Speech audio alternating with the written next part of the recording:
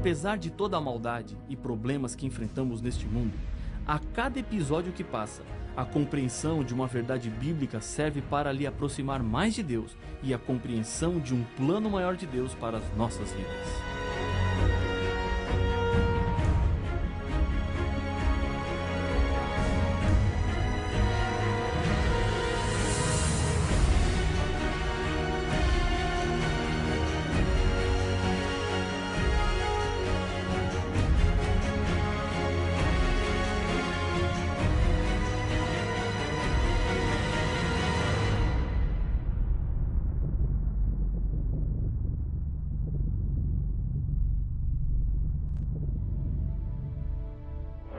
No Brasil, 99% da população diz acreditar em Deus. Mas esse dado não é tão animador quando sabemos que apenas 59% leu alguma vez qualquer passagem da Bíblia e ainda menos de 40% frequentam regularmente uma igreja.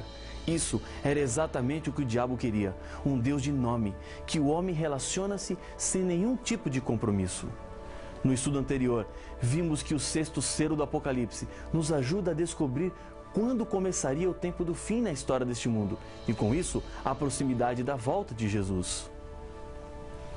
O sétimo selo descreve o silêncio que acontecerá no céu quando Jesus e os seus anjos vierem à terra para buscar os salvos. No capítulo 7, com uma pausa entre o sexto e o sétimo selo, Jesus diz que antes de sua vinda, os salvos receberiam o selo de Deus na testa. E qual é esse selo? Acompanhe a leitura do texto de Apocalipse capítulo 7, o verso 1. Depois disto, vi 4 anjos em pé nos 4 cantos da terra, conservando seguros os 4 ventos da terra, para que nenhum vento soprasse sobre a terra, nem sobre o mar, nem sobre árvore alguma.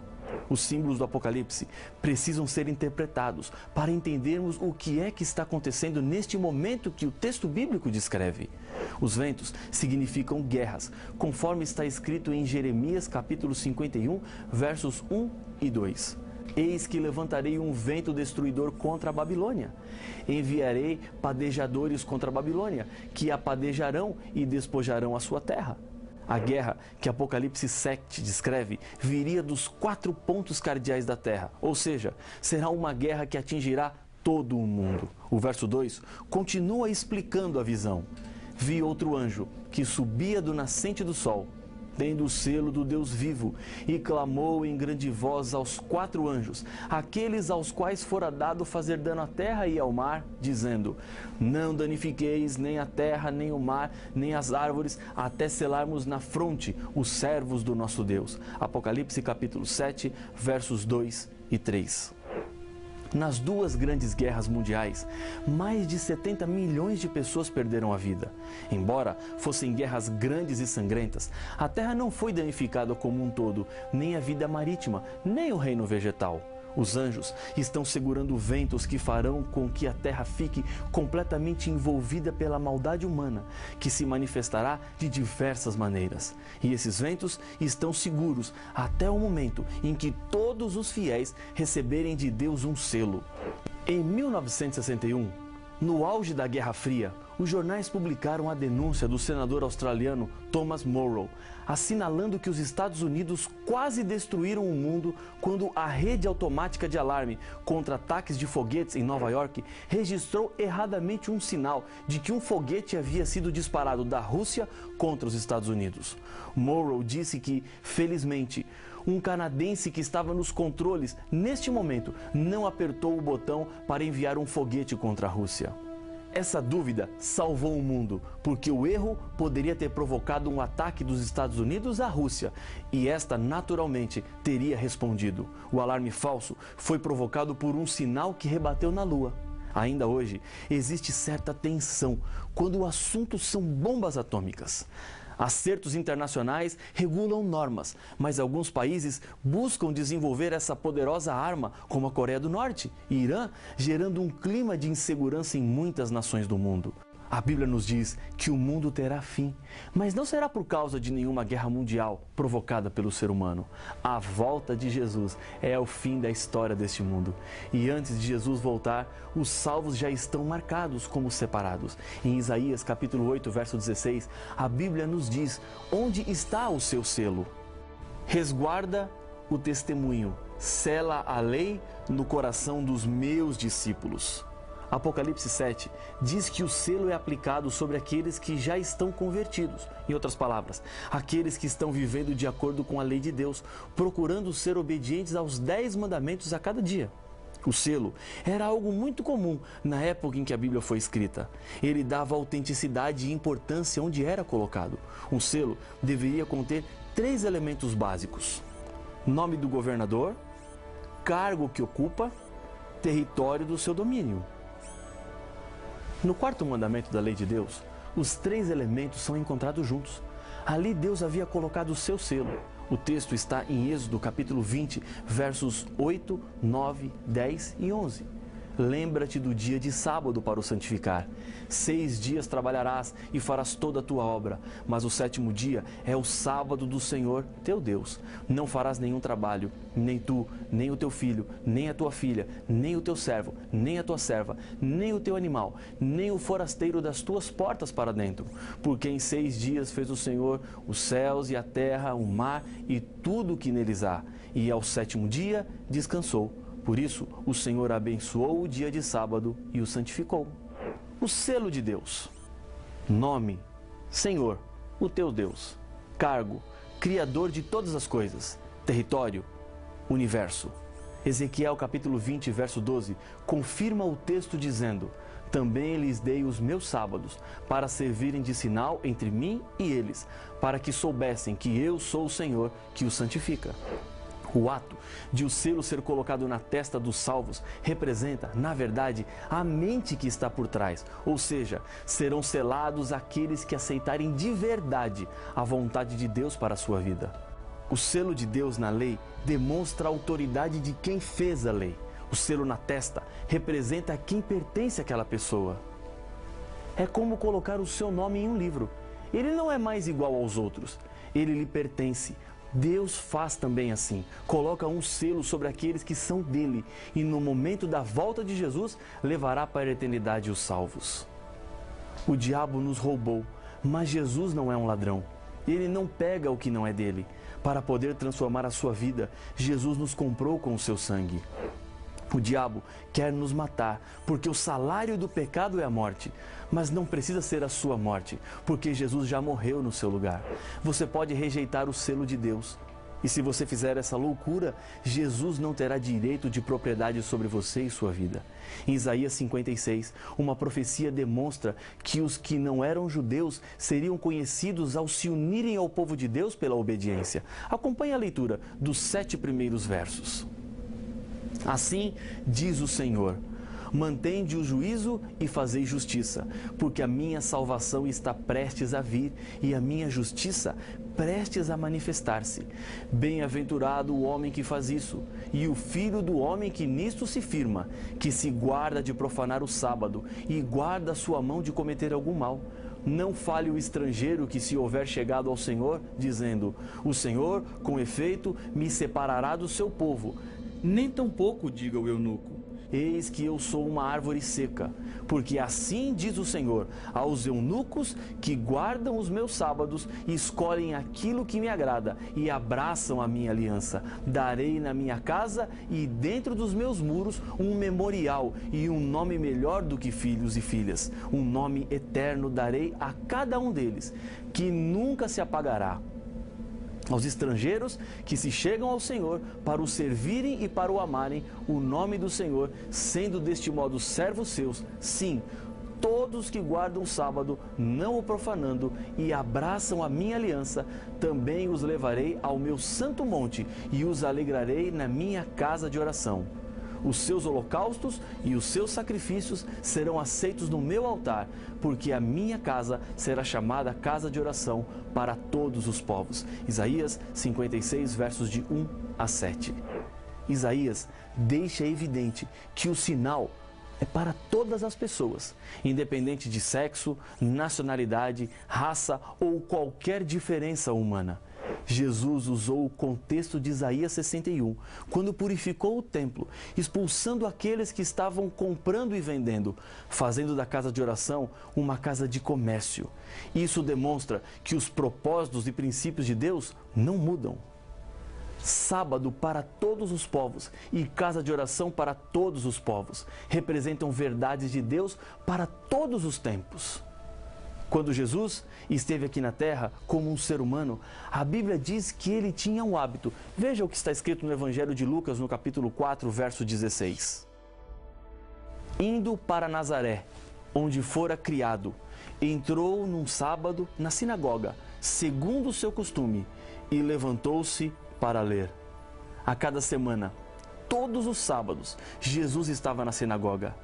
Ele estava dando um exemplo e muitas coisas que nós aprendemos foi feito pelo exemplo de outras pessoas. Ensinamos os nossos filhos através do exemplo. Essa era uma das estratégias de Jesus. O sábado é um dia reservado por Deus para ter um encontro com você. Deus está lhe convidando para ir à igreja no sábado e passar momentos agradáveis e felizes com o Criador da sua vida. Um argumento usado para dizer às pessoas que hoje não precisamos mais obedecer ao quarto mandamento é dizer que Jesus ressuscitou no domingo. Então, agora, esse passou a ser o dia do Senhor. Está certo? Não. Estaria certo se a Bíblia dissesse isso, mas como não diz, isso não é a verdade. A Bíblia diz até mais. Depois que Jesus já estava morto, veja o que aconteceu entre os seus seguidores, incluindo a sua mãe. Então, retiraram-se para preparar aromas e bálsamos, e no sábado descansaram segundo o mandamento. Lucas capítulo 23 e o verso 56. Os fiéis seguidores de Jesus não ungiram o corpo de Jesus, mas descansaram no sábado. Se Jesus tivesse abolido a guarda do sábado, como alguns argumentam, os discípulos e nem a própria mãe de Jesus sabiam. Lembre-se de uma coisa: ser cristão é imitar Jesus, ser semelhante a Ele e viver a vida que Ele viveu. Um exemplo disso é não odiar ninguém.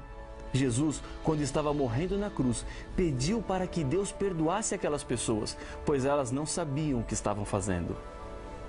E todo esse engano que tomou conta do mundo religioso, fazendo com que as pessoas fiquem perdidas nesse assunto, tem a sua origem revelada na Bíblia.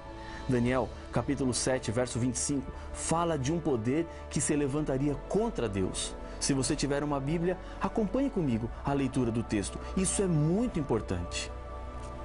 Proferirá palavras contra o Altíssimo, magoará os santos do Altíssimo e cuidará em mudar os tempos e a lei.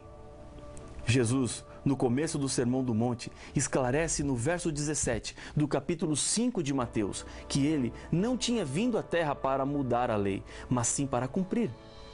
A mudança da lei não vem de Deus, mas de um poder que quer destruir os filhos sinceros de Deus. Deus não fez a mudança da lei e nem autorizou ninguém a fazer. E Jesus enfatiza que a lei deveria permanecer a mesma até que o céu e a terra passem. E até onde sabemos, nem o céu nem a terra passaram. Então, nenhuma letra da lei pode ser tirada ou mudada. É por esse motivo que a obediência ao mandamento do sábado é o sinal que representa lealdade, obediência e reverência a Deus. No livro do Apocalipse, João vê 3 anjos voando pelo meio do céu. Esses 3 anjos falam aos habitantes do planeta Terra e trazem advertências. O primeiro anjo traz a seguinte mensagem: temei a Deus e dai-lhe glória, pois é chegada a hora do seu juízo. E adorai aquele que fez o céu e a terra e o mar e as fontes das águas. Apocalipse capítulo 14, verso 12. Nós já ouvimos uma afirmação semelhante nesse estudo, e ela vem do 4º mandamento, o que fala sobre o sábado. Para recapitular, veja mais uma vez Êxodo capítulo 20 e o verso 11. Porque em 6 dias fez o Senhor os céus e a terra e o mar e tudo o que neles há, e ao 7º dia descansou. Por isso, o Senhor abençoou o dia de sábado e o santificou. O anjo está chamando a atenção dos seres humanos para o mandamento do sábado. E qual é o motivo de termos que guardar o sábado? A resposta está no contexto do verso. Porque Deus é o Criador. Foi Ele quem fez. E como Criador, Ele pode exigir. Essa questão do sábado nunca foi tão importante para os cristãos como é em nossos dias, no século XXI. A ideia de que o mundo veio do nada e somos resultados da evolução está espalhada por aí. Há milhões e milhões de anos atrás houve uma grande explosão e dela uma parte que se espalhou no universo virou o planeta Terra. Nessa teoria não há espaço para o que a Bíblia apresenta como sendo a criação do mundo. Nada de acaso, mas sim fruto de um planejamento de Deus em compartilhar a vida com seus seres criados e fazer deles felizes. Ser fiel ao sábado é anunciar ao mundo que você acredita na Bíblia e que Deus é o Criador de tudo. Infelizmente, essa verdade tem sido negligenciada por muitos, inclusive estudiosos da Bíblia. A Bíblia e só a Bíblia é o que precisamos para andarmos em segurança neste mundo. Alguns anos atrás, estava dirigindo uma campanha de estudos da Bíblia em uma igreja no interior de São Paulo. Muitas pessoas estavam vindo a cada noite para aprenderem mais sobre Deus. Histórias lindas aconteceram naqueles dias de pessoas que tiveram as suas vidas transformadas. Numa dessas noites, o meu tema era sobre o sábado. Estava argumentando e mostrando textos bíblicos para comprovar que desde a criação do mundo até o paraíso restaurado, Deus escolheu o dia de sábado como o dia santo e especial, quando uma mão se levantou e pediu minha palavra. Naquele instante, fiquei preocupado com aquilo que aquela senhora iria falar, pois eu não a conhecia, mas ela insistia com a mão erguida e eu não tive como não lhe dar a oportunidade para falar. Disse-lhe, pois não? Ela ficou em pé e, olhando nos meus olhos, falou com firmeza, pastor, não é muita pretensão apenas você falar do sábado nessa cidade, enquanto nenhum outro líder religioso fala? Respirei fundo para começar a resposta, quando outra mão do outro lado do auditório se levantou. Tive que dar a palavra também. Era outra senhora que ficou em pé e pediu permissão para vir à frente. Disse a ela que poderia vir. Com uma voz calma, ela disse, neste ano, resolvi fazer um ano de leitura da Bíblia. Comecei em Gênesis 1 e minha meta era chegar até o final do Apocalipse em dezembro. Na minha leitura, descobri que o sábado aparecia muitas vezes com mensagens importantes. Ontem à noite, procurei o líder religioso da minha igreja, com esta dúvida no meu coração, e o que ele me falou é a razão por que eu estou aqui hoje à noite. E eu lhe perguntei, o que foi que ele disse?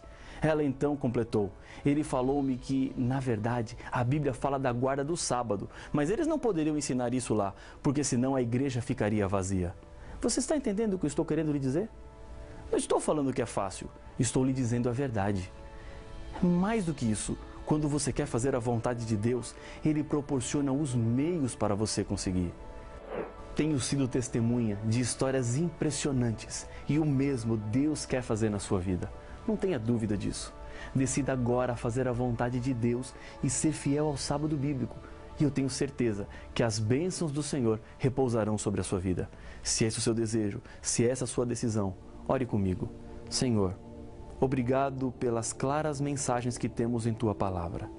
Aprendemos mais uma, a verdade sobre o sábado. Ajuda-nos a vivermos de acordo com ela, pois nós colocamos o nosso coração nas Tuas mãos, em nome de Jesus. Amém.